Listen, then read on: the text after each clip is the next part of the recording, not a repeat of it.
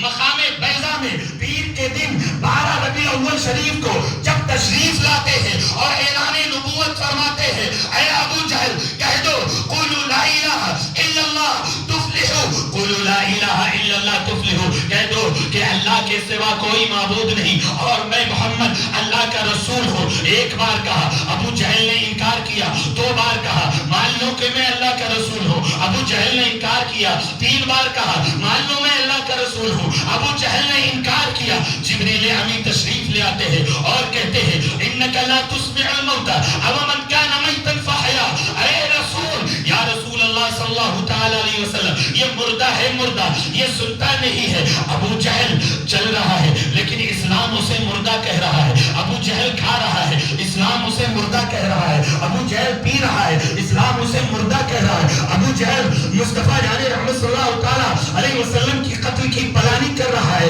اسلام اسے مردہ کہہ رہا ہے، ابو جہل قتل کی سازشیں کر رہا ہے، اسلام اسے مردہ کہہ رہا ہے، ابو جہل کے بیوی بچے ہیں لیکن اسلام اسے مردہ کہہ رہا ہے، ابو جہل بازاروں میں جا رہا ہے لیکن اسلام اسے مردہ کہہ رہا ہے، ابو جہل کی روح ملک الموت نکال کر لے نہیں گئے، اسلام اسے مردہ کہہ رہا ہے، جسم ابھی روح جسم میں ابھی باقی ہے لیکن اسلام مردہ کہہ رہا ہے، ابو جہل چل رہا ہے لیکن اسلام مردہ کہہ رہا ہے۔ لیکن آؤ اسلام مردہ کہہ رہا ہے، اس سے سمجھ میں آ گیا کہ روح کی بقا کا نام، روح جسم میں باقی رہنے کا نام یہ زندگی نہیں ہے، اور روح کے جسم سے نکل جانے کا نام یہ موت نہیں۔ ابو جہل کھا رہا ہے، اسلام مردہ کہہ رہا ہے، ابو جہل بول رہا ہے، اسلام مردہ کہہ رہا ہے، ابو جہل کے بیوی بچے، اسلام اسے مردہ کہہ رہا ہے۔ لیکن آؤ 1 ہجری 2 ہجری 3 ہجری 10 ہجری 20 ہجری 30 ہجری 50 ہجری سن 61 ہجری حضرت حر شہید ہو گئے، اسلام زندہ کہہ رہا ہے۔ حضرت قاسم کی جوانی لٹ گئی، اسلام اسے زندہ کہہ رہا ہے۔ حضرت علی اکبر لڑتے لڑتے جامِ شہادت نوش فرما گئے، اسلام زندہ کہہ رہا ہے۔ حضرت ننھے علی اصغر کے حلقوم کو تیر چھلنی چھلنی کر دیا، اسلام زندہ کہہ رہا ہے۔ اور حضرت امام حسین کا سر مبارک دمشق میں، سر مبارک دمشق اور مصر کے سرزمین پر اور جسم مبارک کربلا میں اسلام زندہ کہہ رہا ہے۔ تو ہم نے پوچھا اے ابو جہل، اے ابو جہل تو جیتے جیتے مر کیسے گیا؟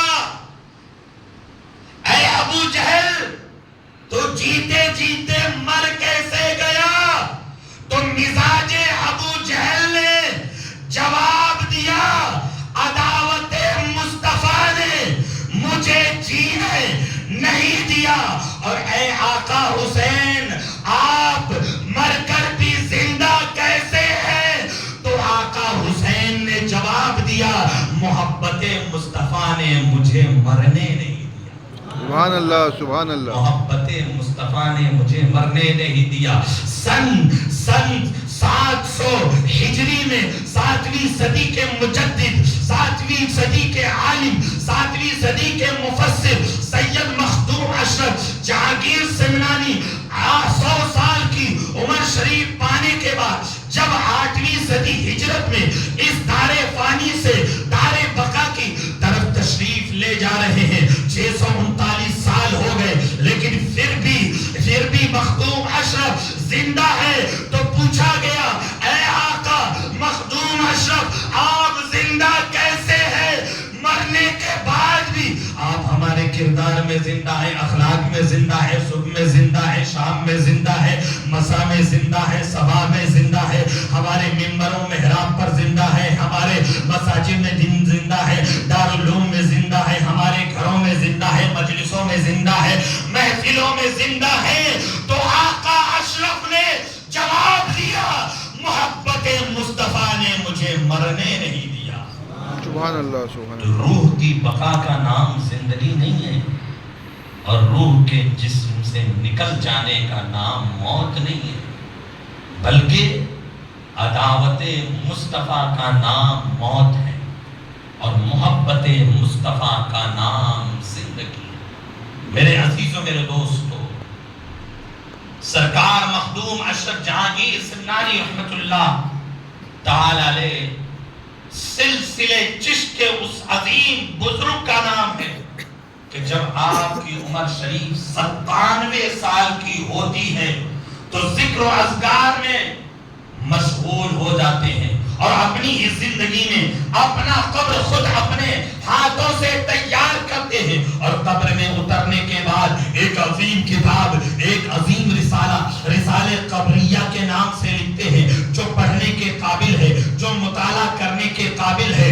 رسالہ قبریہ لکھتے ہیں۔ اور جب آپ کی عمر 100 سال کی ہوتی ہے تو اپنے خالق حقیقی سے ملتے ہیں۔ لیکن میرے عزیزوں، میرے دوستو، مخدوم اشرف جہانگیر سمنانی اور ان کے پیر و مرشد مخدوم علاءالحق پنڈوی کی آج کوئی بھی ایسی عمارت نہیں دکھتی ہے جو بظاہر تاج محل کے مقابلے میں ہو، جو بظاہر لال قلعہ کے مقابلے میں ہو، جو بظاہر فتح سکری کے مقابلے میں ہو۔ ایسی عمارت تو بظاہر نہیں دکھتی ہے، کیونکہ آقا اشرف کو بھی معلوم تھا۔ آقا اشرف اپنے نانا جان مصطفیٰ جان رحمت صلی اللہ تعالیٰ علیہ وسلم کے سنت پر چل رہے تھے۔ سرکار دو عالم صلی اللہ تعالیٰ علیہ وسلم نے عمارتیں نہیں بنائی، لیکن اچھا انسان بنایا، ایسا انسان بنایا، کیونکہ آقا جانتے تھے اشرف